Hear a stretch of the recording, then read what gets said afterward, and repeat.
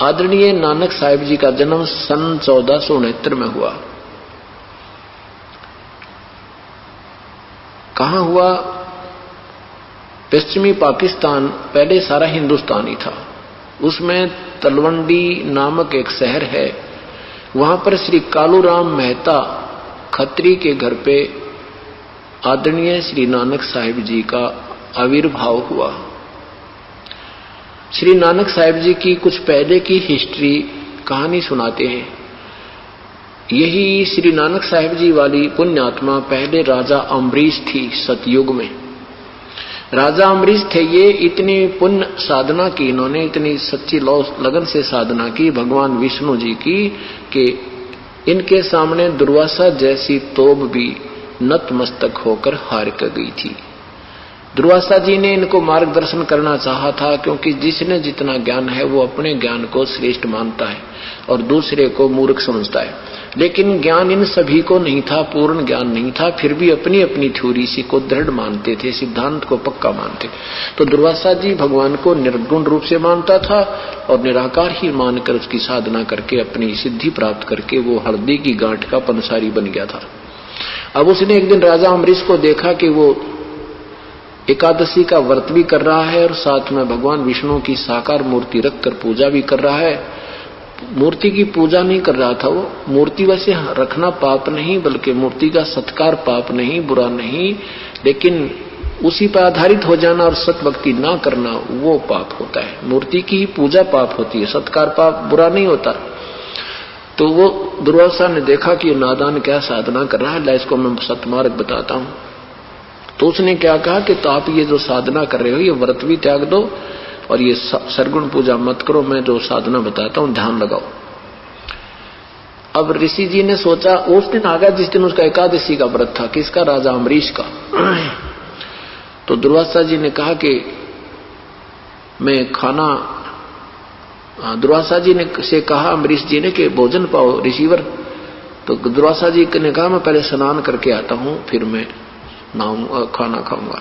तो उधर से क्या जिसने जो गुरु बना रखे थे अम्बरीश राजा ने, उस गुरु ने बताया कि एकादशी का व्रत को इस समय से पहले पहले खोलना होता है, उसमें केवल जल आहार करना होता है। तो ये जल आहार तो इस समय करना है तूने। तो उसने जल आहार कर लिया ऋषि दुर्वासा के आने से पहले। और व्रत नहीं रखते थे राजा अम्बरीश, वो वैसे उसका तरीका कुछ और होता है। जैसे संयम करते थे, जैसे कोई 8 रोटी खावा है, 10 रोटी खाता है डेली, तो 1 रोटी प्रतिदिन कम करते करते एकादशी वाले दिन वो बिल्कुल रोटी नहीं खाता था। ऐसे उसने व्रत समझो या संयम से अपना ये कार्य करता था ताकि अपना अभ्यास बना रहे, भक्ति में ध्यान लगा रहे। इस विधि का तरीका अपना रखा था उन्होंने। तो उसके कारण दुर्वासा जी ने कहा कि ऐसे मत किया करो, तुम ऐसे साधना करो। अम्बरीश जी ने सोचा ये कौन सा रोज रोज आवे है, कह दे अच्छा जी जैसे आपका हुक्म। वो चले गए और फिर अगली बार दुर्वासा जी फिर उसी दिन आ गए जिस दिन एकादशी थी, वो फिर वैसी क्रिया कर रहा था। तो दुर्वासा जी ने गुस्सा होकर के तू मेरी बात को नहीं मानता है, मैं कहता हूं ऐसा क्यों नहीं करता है। अपनी सिद्धि से एक चक्कर छोड़ दिया, उसको सुदर्शन चक्कर छोड़ दिया मारने के लिए। किसको? अम्बरीश राजा को। अब हमारे मन में एक शंका उड़ाती है कि ये कहां से ज्ञान ले आए, सुदर्शन चक्कर तो विष्णु जी के पास ही होता है। नहीं, एसपी के पास भी पिस्टल होता है, थानेदार के पास भी होता है। उसको नाजायज जो सा प्रयोग करेगा दोनों अंदर हो जाएंगे। तो उसने निर्दोष पर प्रयोग कर दिया। किसने? अम्बरीश ने। अम्बरीश के ऊपर दुर्वासा ने वो सुदर्शन चक्कर छोड़ दिया। सिद्धि से एक आग का गोला सा चलता है ऐसे गोल गोल और भक्कड़ सा पाटता चले। अब अम्बरीश के चरण छू कर वो सुदर्शन चक्कर और दुर्वासा की तरफ उग्र रूप धार करके मारने के लिए चल पड़ा। आकाश में उड़ गया सिद्धि तक। कहां पहुंचा? इंद्र के पास गया। विष्णु के पास इसलिए नहीं पहुंचा क्योंकि अम्बरीश जी विष्णु के उपासक थे और विष्णु के पास जाऊंगा तो विष्णु धमका देगा मुझे, उसका शिष्य है ये। तो पहले इंद्र के पास, इंद्र ने कहा भी दुर्वासा जी मेरे बस की बात नहीं, मुझे क्यों मरवावे, तुम शिव जी के पास जाओ। अब शिव जी के पास गया, शिव जी देखा वो साथ में वो आ रहा, इतनी दूरी से ऐसे पूरी बिजली सी पाट चमकती हुई। शंकर भगवान ने से अपनी रक्षा की भीख मांगी तो शंकर भगवान ने कहा मेरे बस की बात नहीं, तो बहुत उग्र रूप धारण कर रखा है, आप ब्रह्मा के पास जाओ। ब्रह्मा के पास क्या, ब्रह्मा जी बोले मेरे बस की बात नहीं स्वामी जी, आप विष्णु जी के पास। अब मरता क्या नहीं करता, विष्णु जी के पास क्या। जब विष्णु जी के पास पहुंचा तो वहां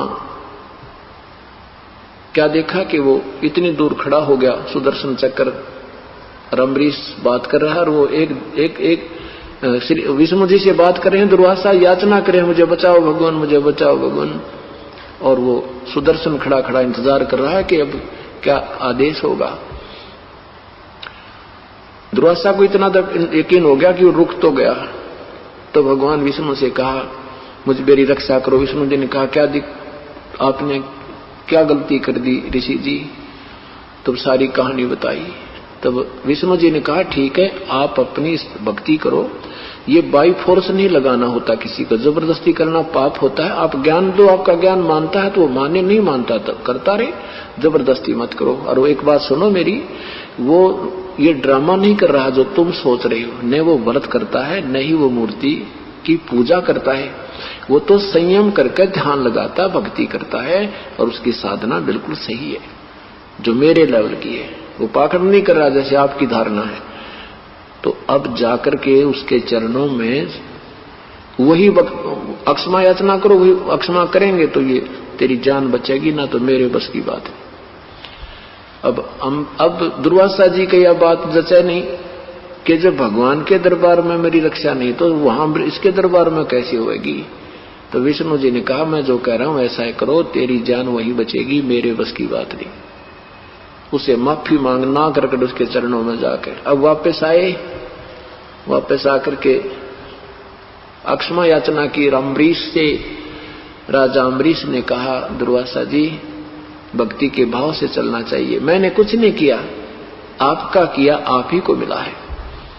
अम्बरीश जी ने वो सुदर्शन चक्र पकड़ के और उसका पकड़ा दिया हथियार के लिए गाले गोज में। ऐसे महापुरुष हुए और इसके कारण फिर वो पूरा सतयुग में स्वर्ग में रहे। उसके बाद त्रेता युग में राजा जनक बने, अपनी वो पुण्य मलाई खा करके राजा अम्बरीश जी फिर राजा जनक बने। और राजा जनक बने तब भी वो काफी राजा थे, काफी रानियां थी, लेकिन श्रद्धा भक्ति की, क्योंकि पहले की हुई आस्था भगवान की भक्ति की फिर भी विद्यमान रहती है। वो तड़फ थी, ऋषियों से पूछते थे मुझे भक्ति मार्ग बता दो, तो अष्टावक्र मिले उनको, उन्होंने विधि बताई, उस कारण फिर वो साधना करते थे। तो उस समय बहुत अच्छे महापुरुष थे जो सीता जी के मुंह बोले माता पिताजी कहलाते थे। अब राजा जनक से सुखदेव जी ने भी उपदेश प्राप्त किया था जो आकाश में उड़ जाता था। राजा जनक जब जाने लगे यहां से, काल का ऐसा छल है, जब यहां से अपनी भक्ति पूरी करके उनका समय पूरा हुआ तो विमान आया उनको लेने के लिए स्वर्ग के लिए। जब स्वर्ग में जा रहे थे तो काल ने ऐसा जाल फैला रखा कि इनको सबका झाड़ा ले दूं। उनका विमान, राजा जनक जी का विमान ऐसे नरक के पास से गुजरा दिया, भेज दिया कि वहां 12 करोड़ आत्माएं रो रही थी, चिल्ला रही थी, मर गई हमें बचा लो, आए हमें बचा लो। अब संत का हृदय विनम्र हो जाता है, बहुत दयालु होता है। और उस राजा जनक ने उन पायलटों से कहा भी पायलटों रोक, कोई सा विमान नहीं आ पाए। उन्हें विमान रोक दिया कि ये कौन, किसकी रोने की आवाज आ रही है। पता किया, उन्होंने बता दी ये तो एक नरक है, इसमें अपना किया हुआ दंड भोग रहे हैं। राजा जनक कहते हैं कि इनको छोड़ दो सबको। अब वो पारकद कहने लगे, वो फरिश्ते कहने लगे राजन ये यहाँ तुम्हारा राज नहीं चलेगा, तुम्हारा आदेश नहीं चलेगा यहाँ पर, यहाँ तो धर्मराज का चलता है। तो उन्होंने कहा धर्मराज से मेरी प्रार्थना करो। धर्मराज से अर्ज की कि राजा जनक जी आगे नहीं आ रहे हैं, वो कहते हैं इनको छोड़ दो, नहीं तो मुझे भी यहीं उतार दो। अब धर्मराज आ गया, कहने लगा राजन ये अपनी करनी पा रही है, या जो जिसने जैसा किया उसका भोगना ही पड़ता है, इनको नहीं छोड़ा जा सकता। आप चलिए अपने स्वर्ग में, आपका स्थान तैयार है। राजा जनक ने कहा मैं नहीं जाऊंगा, इनको भी मेरे साथ ले चलो। तो धर्मराज ने कहा कि इसके प्रतिफल में आपने पुण्य संकल्प करने होंगे अपने। अब राजा जनक ने कहा मैं तैयार हूं। अब आद्य पुण्य संकल्प कर दिए उन 12 करोड़ आत्माओं को।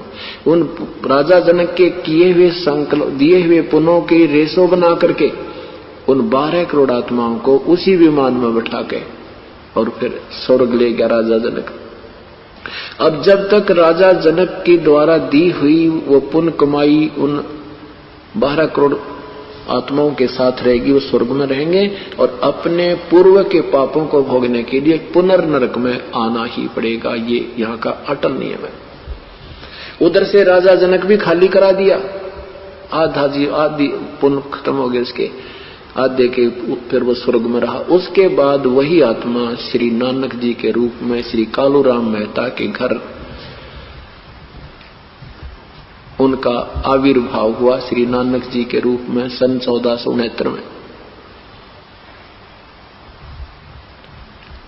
अब पिछले संस्कार थे, भक्ति करते हुए युगों युगों आ रहे थे, वही तड़फ उसमें कुछ सिद्धियां रहती हैं, शेष रह जाती है। उनके आधार पर उनकी तड़फ थी, परमात्मा की चाह थी, सच्चा सौदा कर दिया। पिताजी ने भेजे थे कुछ पैसे देकर, वो साधुओं में बैठ दिए तेर, और फिर ऐसे काफी उनका ऐसे महिमा का वर्णन आता है। नानक जी की शादी हुई, 2 पुत्र हुए। श्री नानक जी अपनी बहन नानकी की ससुराल में सुल्तानपुर नगर में, वहां नवाब के यहां मोदी खाने में नौकरी करते थे, भंडार घर में। और ऐसे प्रभु की चाह थी। और साथ बचपन में उनके हिस्ट्री में लिखा है, उनकी जीवनी में लिखा है कि ब्रजलाल पांडे से उन्होंने गीता जी का अध्ययन किया और पांडे जी ने जो उनको ज्ञान कराया कि श्री कृष्ण ही पूर्ण परमात्मा है, ब्रह्मा ये विष्णु जी सर्वशक्तिमान है, श्री कृष्ण जी ने वही उनका अवतार था। कृष्ण जी ने गीता बोला, जैसा कि आम पवित्र हिंदू धर्म के अनुयायियों को दंत कथा लोक वेद का ज्ञान है, ऐसा ही श्री नानक जी को भी ज्ञान था। और वो अपना एक ओंकार का रट लगाते थे, ओम भगवते वासुदेव नाम का जाप करते थे, जैसा उनको बताया गया था। एक और प्रतिदिन वहां सुल्तानपुर शहर के साथ से बह रही दरिया बेई दरिया में वो स्नान करने सुबह सुबह जाते थे। एक दिन परमात्मा कबीर साहिब, क्योंकि आदरणीय नानक साहिब जी पूज्य कबीर परमेश्वर जी का समकाल भी इनका काफी रहा है। सन 1398 से और सन 1518 तक परमात्मा 120 वर्ष तक रहे बनारस में सह शरीर, उसके बाद सह शरीर चले गए थे। और 1469 से लेकर और नानक जी भी फिर 69 वर्ष तक जिए थे। तो उनका काफी समय, 49 वर्ष का समय उनका आपस में समकाल बनता है। तो एक जिंदा महात्मा का रूप बना के उसी बेई नदी के ऊपर प्रकट हुए, जहां पर श्री नानक जी सुबह सुबह स्नान करने जाते थे। श्री नानक जी वहां पहुंचे, महात्मा जी को देखा, उनके पास बैठकर चर्चा करनी चाहिए। तो कबीर साहब ने एक जिंदा महात्मा के रूप में थे और नानक साहब जी वहां बैठ के अपना नहा धोकर प्रथम बार स्नान करके और चिंतन कर रहे थे। चिंतन करने के बाद नानक जी ने उनसे पूछा कि हे महात्मा जी, मैं कुछ आपसे भक्ति मार्ग पूछना चाहता हूं। कबीर परमात्मा ने कहा श्री नानक जी से कि हे महात्मा जी, मैं आपसे कुछ भक्ति मार्ग पूछना चाहता हूं। मैं सब जगह भ्रम भटक लिया, मुझे मार्ग नहीं मिल रहा। अब श्री नानक जी ने सोचा भी जब ये मुसलमान साधु और ये ऐसी मेरे से पूछ रहा है, तो उन्होंने पता था कि जैसे अपना ज्ञान होता है कि मुसलमानों को भक्ति मार्ग का ज्ञान नहीं है और हमारी गीता जी में श्रेष्ठ ज्ञान है, मैं इसको समझा दूं, इसका उद्धार हो जाएगा। श्री नानक जी ने कहा कि बैठ जा जिंदा, तेरे भाग उदय होगे। मैं बताता हूं, भगवान विष्णु सर्वशक्तिमान हैं, यही पूजा के योग्य हैं, ये सृष्टि के रचनहार हैं। इन्होंने गीता जी बोला है, और गीता जी का ज्ञान उस समय दिया था ना कोई हिंदू था ना मुसलमान, ये किसी व्यक्ति विशेष का शास्त्र नहीं है। और इसमें कहा है कि मेरी भक्ति कर, तेरा मोक्ष हो जाएगा। तो परमात्मा ने कहा ठीक है, मैं आपको आप जो बताओगे मैं सुनूंगा, मुझे भक्ति विधि और मार्ग बताना। तो श्री नानक जी ने कहा कि पहले मुझे गुरु बनाना पड़ेगा तुझे, तब मैं तुझे नाम आदि दूंगा जब ये कामयाब होगा, क्योंकि गुरु के बिना भक्ति सफल नहीं होती। तो परमात्मा ने कहा ठीक है, मैं आपको गुरु धारण करता हूं, मुझे तो कल्याण चाहिए अपना। तो कबीर साहब ने कहा कि मैं कुछ अपनी शंका समाधान चाहूंगा, ताकि मैं आपकी शरण दृढ़ता से ग्रहण कर सकूं। तो परमात्मा ने कहा कि आप जो साधना कर रहे हो, कहां जाओगे नानक जी? कि स्वर्ग जाऊंगा। तो स्वर्ग में कितने दिन रहोगे? स्वर्ग में अपनी जितनी पुण्य कमाई होगी उतने दिन रहूंगा। फिर कहां जाओगे? फिर क्या पता कहां जूनी मिलेगी। तो परमात्मा ने कहा कि आपके विष्णु जी भी नाशवान हैं और ब्रह्मा जी भी नाशवान हैं, शिव जी भी नाशवान हैं। और गीता जी के 8वें अध्याय के 16वें श्लोक में लिखा कि ब्रह्मलोक से लेकर ये सभी लोग पुनर्वर्ती में हैं, ये सब विनाश में आते हैं। तो तुम ना ब्रह्मा रहेंगे, ना विष्णु रहेंगे, ना शिव रहेंगे, तब ये जीव कहां रहेगा? और आप भगवान विष्णु, ब्रह्मा विष्णु महेश के माता पिता कौन है? श्री नानक जी कहते हैं ब्रह्मा विष्णु महेश के कोई माता पिता नहीं। जैसे हम ये दंत कथा लोक वेद सुना करते, ऐसी पट्टी सब ताई पढ़ा रखी इन पांडवों ने, तो वो कहते हैं कि कोई माता पिता नहीं, अजरो अमर है, ये इनका कोई जन्म मृत्यु नहीं होती, ये तो अविनाशी है। श्री कृष्ण जी अविनाशी है। तो परमात्मा ने कहा कि गीता जी का ज्ञान किसने बोला? श्री कृष्ण ने बोला, श्री नानक जी ने कहा। परमात्मा ने पूरी कहानी सुनाई कि श्री गीता जी का ज्ञान श्री कृष्ण जी ने नहीं, इसमें काल ने प्रवेश करके बोला। 11वें अध्याय के 32वें श्लोक में लिखा है कि मैं काल हूं, सबको खाने के लिए आया हूं। क्या श्री कृष्ण जी काल थे? अब श्री नानक जी एकदम स्तब्ध हो जाते हैं कि सचमुच श्री कृष्ण जी तो काल नहीं थे।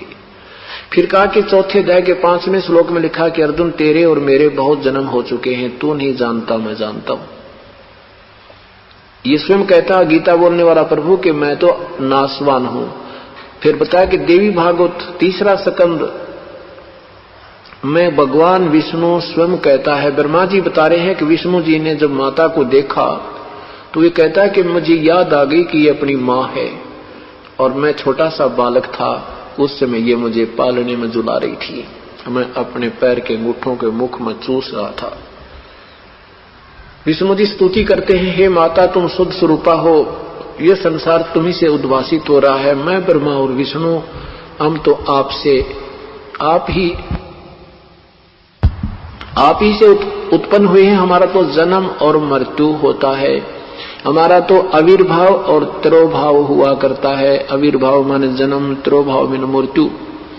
हम अविनाशी नहीं हैं। भगवान शंकर कहते हैं, हे माता जब ब्रह्मा आपसे उत्पन्न हुआ और विष्णु जी आपसे उत्पन्न हुआ तो ये तमोगुण भगवान शिव जी भी तो आप ही का बेटा हुआ। शिव पुराण के 6 रुद्र संहिता के अध्याय नंबर 6 और 7 में लिखा है कि सदाशिव और दुर्गा से इस प्रकृति तय विष्णु जी की उत्पत्ति हुई, और इसी प्रकार ब्रह्मा जी कहते हैं मेरी भी उत्पत्ति की। आप इनको अजरोमर बता रहे हो। फिर गीता जी के अध्याय नंबर 7 के 12 और से 15 तक मंत्र में कहा है कि इन तीनों गुणों की भक्ति मूर्ख लोग करें, रजगुण ब्रह्मा, सतगुण विष्णु, तमगुण शिव जी। इसलिए कहा कि उस परमात्मा के विषय में किसी तत्वदर्शी संत की खोज कर 4थे अध्याय के 34वें श्लोक में मैं नहीं जानता, गीता बोलने वाला प्रभु अपनी असमर्थता व्यक्त कर रहा है। और 15वें अध्याय के 4थे श्लोक में कहा कि तत्वदर्शी संत की प्राप्ति के उपरांत उस परम पद परमेश्वर की खोज करनी चाहिए, जिसमें जाने के बाद फिर पुनः लौटकर संसार में नहीं आते, उनका जन्म मृत्यु कभी नहीं होता। वो तेरे भगवान को पता नहीं और ना वो आपको पता, तो आपका मोक्ष हो ही नहीं सकता। 18वें अध्याय के 62वें श्लोक में कहा कि हे अर्जुन, तो सर्वभाव से उस परमेश्वर की शरण में जा जिसकी कृपा से तू परम शांति और शाश्वत स्थान सतलोक को प्राप्त होगा। और मैं वही परमात्मा हूँ और मैं उसी का अपना ही सत संदेश लेकर आया हूँ। मैं वो तत्वदर्शी संत हूँ, मैं भगवान हूँ। अब पहली बार कोई ये बात सुना तो कुनीन कैसी कड़वा मुंह होता है।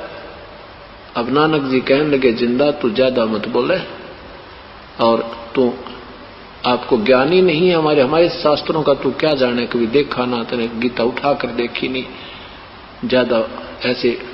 ज्यादा मत बोले। तो परमात्मा उठकर चल पड़े। उनकी वार्ता सुनने के लिए वहां स्नान करने वाले 10-20 व्यक्ति और बैठ गए। तो बाद में नानक जी से पूछा कि ये कौन था नानक जी जो आपको गुरुजी कर रहा था, क्योंकि परमात्मा ने जिस भी प्यारी आत्मा को शरण में लिया है उसको अपने को तो एक जीव कहा है, उनको एक भगवान और संत कहा है। ऐसे धर्मदास साहिब को बोला था। बाकी 4-5 बच्चों को मिले थे, इनको अपना सीधा ही परिचय दे दिया था। तो श्री नानक जी ने कहा कि अपना परिचय दिया परमात्मा ने कि मैं काशी में धानक का काम करता हूँ, जुलाहा हूँ और काशी से आया हूँ। मैं तो भक्ति मार्ग का भटका हुआ प्राणी हूँ, भक्ति अपने संत को ढूंढ रहा हूँ। उन्होंने अपना परिचय दिया था। तो कबीर साहब क्या कहा नानक जी ने कि ये काशी में नीच जात का धानक था, अपने आप को श्री कृष्ण से भी बड़ा बतावा था। भगवान विश्व कृष्ण जी को काल कह रहा था, ब्रह्मा विष्णु महेश को ये नासवान बताता है, बुद्धि भ्रष्ट है इसकी। और ऐसे उठपटांग कई जो ना ऐसे अपशब्द कहे दाता के विषय में।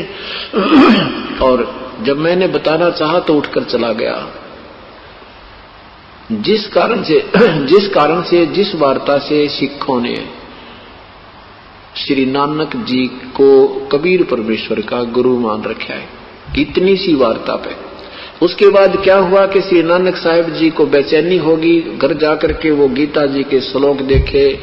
फिर वो उस पांडे से पूछा, वो रुद्र संहिता 6 और 7वें अध्याय को सुना मुझे एक बार, किसी पांडे से पूछा नानक साहिब ने, वो पढ़कर सुनाया कि इसका अर्थ क्या बनता है। वो हिंदी बनाया कि शिव और सदाशिव से और प्रकृति देवी से विष्णु की उत्पत्ति हुई। और पांडे का विष्णु ने मना, विष्णु की उत्पत्ति कैसे हुई। यहां निरुत्तर पांडे भी हो गया। श्री नानक जी ने सोचा भाई सचमुच ठीक कह रहे थे वो तो, ये तो स्वयं भगवान कह रहा 11वें अध्याय के 32वें श्लोक में काल हूं, और 11वें अध्याय के 21वें श्लोक में कहता है अर्जुन देख रहा भगवान आप तो ऋषियों को भी खा रहे हो, देवताओं को भी खा रहे हो, कुछ आपकी जाड़ों में लटक रहे हैं, हे भगवान ये भयंकर रूप मेरे देखा नहीं जाता। अब श्री नानक जी की रात की नींद और दिन की चैन समाप्त होगी। ये अंदर से आत्मा से अर्ज करते हैं, परमात्मा एक बार फिर दर्शन दे दो, कति वाद विवाद नहीं करूंगा, आपसे पूर्ण मार्ग प्राप्त करूंगा। काफी दिन ऐसे तड़फ लगी रही, 6 महीने बीत गए। रोजाना नदी पर जाकर के, दरिया पर जाकर देख रहे हैं कि वो आ जाए तो मैं उनसे पूरी वार्ता करूं। एक दिन परमात्मा ने कृपा बख्शी, श्री नानक साहिब जी स्नान करने के लिए तैयार थे, नौकर उनके कपड़े लिए खड़ा था, परमात्मा ने दर्शन दिए। उस दिन केवल वो परमेश्वर श्री नानक जी को दिखाई दे रहे थे, अन्य को नहीं। और इस बात का नानक जी को पता नहीं कि ये अन्य को नहीं दिखाई दे रहे थे। अब जो ही वो दर्शन दिए तो स्नान ना करके नानक जी उनकी तरफ चल पड़े और बैठ गए वहां पर। नानक जी भी बैठ गए, परमात्मा भी, कबीर साहब जिंदा महात्मा रूप में बैठ गए। तब श्री नानक जी ने कहा कि जिंदा मैं तेरी बात मान लूंगा, परंतु मैं पहले एक लीला करूं, मैं एक इस दरिया में छुपूंगा, मुझे ढूंढ देना। श्री नानक जी ने दरिया में छलांग लगाई और मछली रूप धारण कर लिया। परमात्मा ने उस मछली को अप स्ट्रीम की तरफ, जिधर से पानी आ रहा था उधर ही ले गए, अंदर ही अंदर। नानक जी उधर ही चल पड़े और वहां जाकर 3 किलोमीटर की दूरी पर जाकर उनको नानक जी बना लिया, बाहर बैठा लिया। उधर से दर्शकों ने देखा कि नानक जी ने तो छलांग लगाई थी, बाहर आया कोई नहीं, मर गया, डूब गया, डूब गया, डूब गया।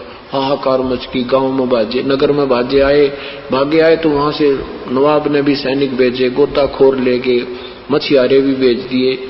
वो ढूंढ रहे हैं डाउन स्ट्रीम में, जिधर नहर का पानी बह रहा था, और वो बैठे अप स्ट्रीम में, जंगल में जा बैठाए। फिर वहां पूरी कहानी सुनाई, सृष्टि रचना सुनाई। परमात्मा कहते हैं, जो जन मेरी शरण है ताका हूं मैं दासे, गेल गेल लाग्या फिरूं जब तक धरती आकाश। हम इन्हीं चारों युगों में जन्म नहीं हुए, ना जाने कौन से जन्म में ये प्यारी आत्मा श्री नानक साहब जी परमेश्वर की साधक रही थी, जिसके कारण अब भी उसकी भक्ति की तरफ थी। और जैसी वो साधना कर रहे हो वेदों अनुसार, वो पुण्य स्वर्ग में खाकर वापस आ रहे थे, फिर जा रहे थे, फिर आ रहे थे। जैसे रात्रि में आपने श्री महावीर जैन की जी की हिस्ट्री सुनी थी, ये हम सबकी सतिथि ऐसी ही है जब तक वो पूर्ण परमात्मा का वास्तविक मंत्र और विधि नहीं प्राप्त होगी। अब श्री नानक जी ने कहा, ठीक है जिंदा, तेरी बात में दम है, लेकिन मैं जब मानूंगा अपनी आंखों देख लूं। अब देखो, आज तक आपके अतिरिक्त किसी ने कोई ज्ञान नहीं दिया ये, और एकदम विश्वास होना मेरे बस की बात नहीं। तो परमात्मा ने उनको प्रथम मंत्र दिया और कहा कि सेकंड मंत्र आपको मैं वहां कहते, फिर चल तुझे दिखाता हूं। शरीर वहीं रखा एकांत स्थान पर सुरक्षित, और आत्मा को निकाल कर श्री नानक जी के गरीबदास साहिब की तरह सब लोक दिखाए, ब्रह्मा विष्णु महेश सब दिखा करके, और सतलोक ले गए। वही प्रोसीजर किया जैसे दूसरे रूप में तेजों में शरीर करोड़ सूर्य करोड़ चंद्रमा मिला दे, वो सतपुरुष रूप में परमात्मा उस तख्त पर बैठे। नीचे से जिंदा रूप में गए हुए उस शरीर दूसरे अपने डबल रोल पर आप ही चवर करने लगे। श्री नानक जी ने सोचा, ए हरब जेड़ा तख्त पे बैठा, और कबीर तो यहाँ, ये जिंदा तो यहाँ का कोई सेवक हो। श्री नानक साहब ने सोचा कि रब तो ये है जेड़ा तख्त पे बैठा। ओहो, कितना सुंदर शरीर, तेजो में शरीर, इनका देखते ही आनंद आते हैं। और ये जिंदा रूप में आया नीचे से, ये कोई फकीर, इनका कोई अनुचर होना, क्योंकि वो चंवर कर रहे। इतने में वो ओरिजिनल शरीर खड़ा हुआ और जिंदा वाला शरीर तख्त पे विराजमान हुआ, और वो प्रभु जो तेजो में शरीर युक्त था वो चंवर करने लगा। अब नानक साहब जी सोच रहे हैं कि बड़ी अजब लीला है कि भगवान और नौकर पे चवन कर रहा है, साधु पर। इतने में वो शरीर उसमें समा गया, अकेले जिंदा रह गए। वो नीचे से गया हुआ शरीर की वेशभूषा, जिस वेशभूषा में थे वो ज्यों का त्यों बैठे हैं, चंवर स्वयं सेवा कर रहा है ऑटोमेटिक। अब श्री नानक जी ने कहा, हे भगवान, आप ही मालिक हो, आप मेरे लिए इतना कष्ट पाया आपने। हे परमात्मा, मेरे से बहुत आपके विषय में ऊट पटांग बातें निकल गई, क्षमा करना मुझे। अब श्री नानक जी से परमात्मा ने कहा कि तुम मेरे बच्चे हो, और तुम्हें काल ने वहां डिवाइड कर दिया। अब हिंदू और मुसलमान तुम दो बना दिए, और इस काल का जाल है नानक जी, क्योंकि इस काल का और मेरा वचन हुआ था। इसने कहा था कि कलयुग में जीव तू कितने ले जाना वापस, और सतयुग में उससे पहले मत ले जाना।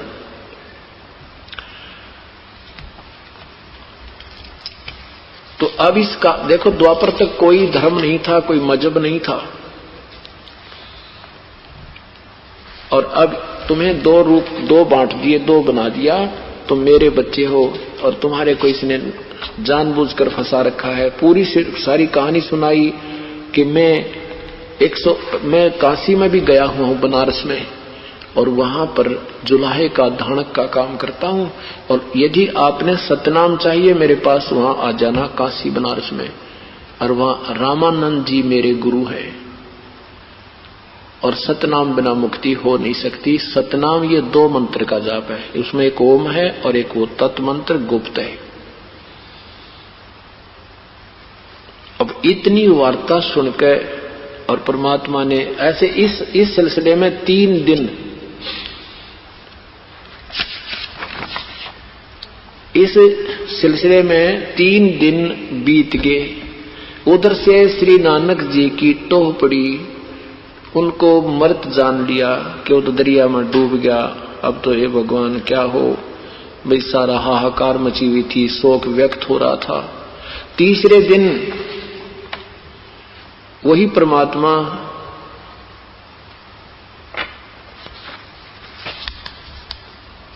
तीसरे दिन वही नानक जी उसी समय स्नान करने वाले समय पर और वहां आते नजर आए। तो स्नान करने वाले लोगों ने देखा नानक साहब तो जीवित हैं, सब उसको देखने भागे, देखा सचमुच ये तो जीवित हैं। तो उनसे पूछा तुम कहाँ गए थे? उन्होंने कहा मैं सचखंड गया था, मेरा भगवान मुझे लेकर गया था, अब वो काशी में मिलेगा, मैं उसकी तलाश करूंगा। उधर से गांव की तरफ भाग लिए, यो हो भगवान श्री नानक साहब जी वापस आ गए हैं, दरिया में डूबे नहीं है। उनकी बहन जी भी भाग ली और सब देख, नगर निवासियों का भी लाइन लाएगी, सब भागे भागे जा रहे हैं।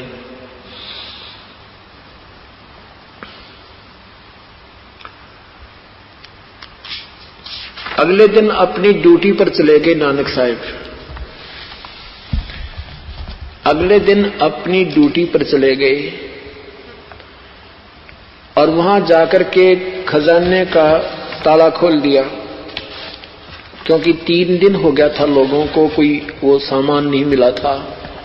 तो नानक साहब ने भंडार घर खोल दिया कि ले जाओ, 1 2 3 11 12 13 तक गिनना बंद कर दिया, 13 वो सब लुटा लुटू के और पहन के जिंदा जैसा वेशभूषा, जिस वेशभूषा में भगवान थे वो जिंदे जैसी वेशभूषा बना के और शमशान घाट पर जाकर बैठ गए।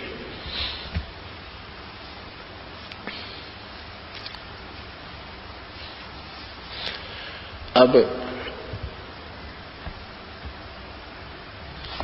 शमशान घाट पर पहुंच गए तो उधर से सुल्तानपुर के नवाब को शिकायत होगी कि आपके खजानची ने, आपके मोदी खाने के नौकर ने आपका खजाना लुटा दिया और वो शमशान घाट पर जा बैठा। अब श्री नानक जी की नौकरी लगवाने में उनके जीजा जी, जिनका नाम श्री जयराम था, वो विटनेस थे, वो गवाह थे, वो उसके जो है जमानती थे।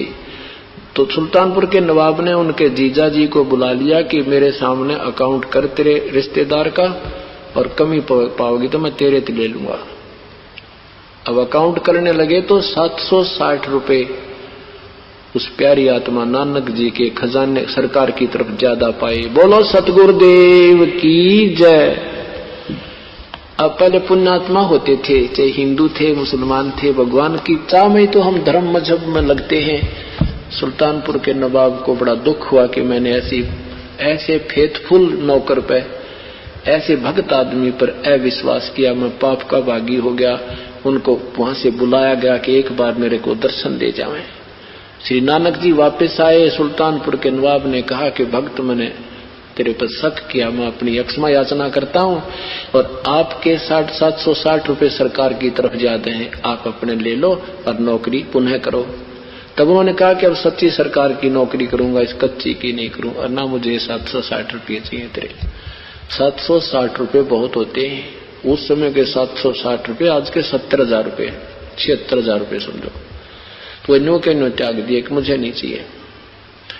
और फिर वहां से पहली उदासी होती है, जैसे कोई चीज गुम हो जाए उसकी तड़फ में और उदास होकर बिल्कुल दुखी मन से चल पड़े।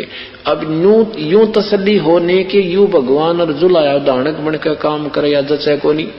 उनके यकीन नहीं हुआ कि भगवान ने मुझे यह बात सही कही होगी कि मैं काशी में रहता हूं, परंतु उसकी चाह और उस लोक की प्राप्ति, जैसे नानक जी ने कहा कि मुझे यहीं रख लो प्रभु, अब मत भेजो वापस, वहां तो बहुत बुरा हाल है।